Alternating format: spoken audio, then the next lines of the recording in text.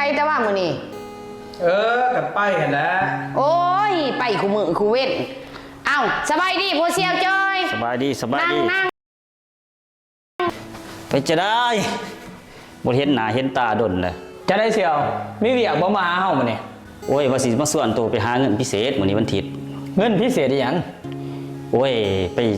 ขึ้นเพดานกับสร้างร้อนหั่นนะสร้างร้อนปากเสเด้เงินดีได้ตัวนี้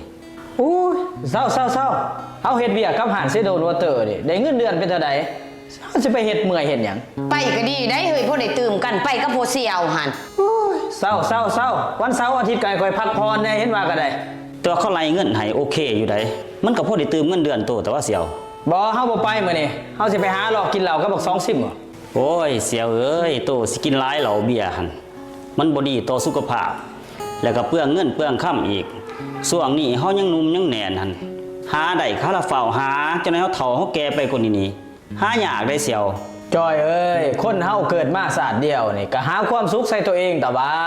คุ้มเฮ็ดแต่เวียกแต่งานอยู่หั่นจังได๋สิได้เปิดตาน้ำบ้านน้ำเมืองเขาชีวิตคนเฮานี่มันสิยืนยาวพอส่ำใดฝ้าวหาความสุขใส่ตัวเองสิบ่ดีกว่าบ่คือโตเฮ็ดแต่เวียกแต่งานจักหน่อยก็ป่วยตายทิ่มซื่อๆบัดตายไปเอาหยังไปนำก็บ่ได้ดอกเสี่ยวก็แม่นอยู่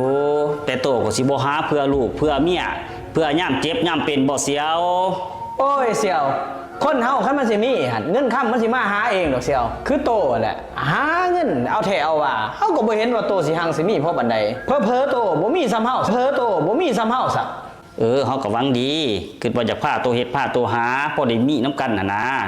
คันว่าโตบ่เฮ็ดแล้วก็แล้วเขาสั่นเฮาสิกลับก่อนเด้อเสี่ยวเด้อแม่เสี่ยวเด้อกลับก่อนนะซ้อนพุ่นน่ะซ้อนพุ่นนี่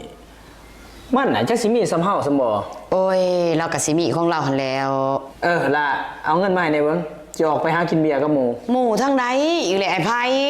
กับบัก2ซิมมันแน่หมู่มาแต่เวียงแน่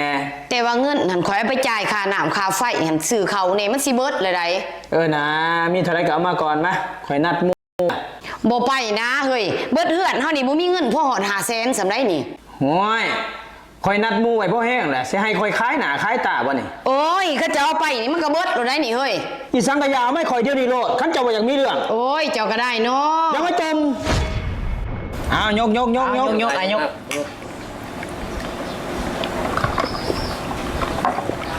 เอาเต็มที่โลดมื้อนี้บินออกมานี่มีเท่าไรอ้ายรับผิดชอบเองเบิดโอ้สิบ่ให้น้องซอยได้บ่อ้ายบ่ได้ก็สิมีแต่อ้ายผู้เดียวโอ้ยของซ้ำนี่บ่ให้ฮอดมือน้องมือนุงดอกโอ้สุดยอดอ้ายยอมรับใจเจ้าอีนี้มีหยังก็กินน้ำกันเต็มที่โลดนะมีอยากโทรมาบ่หาผัวมันดอกยกน้อ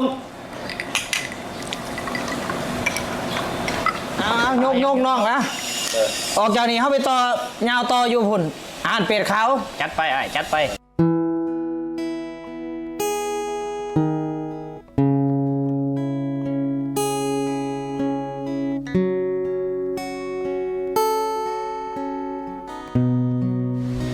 ไปใส่กันเบิดคือเวนมีไผอยู่เฮือนอยู่ซ่านคือมิดจิรีอยู่ลอกหลันห้องนี่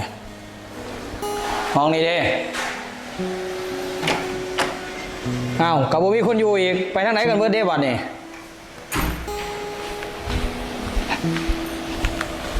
ไปทางไหนเบิด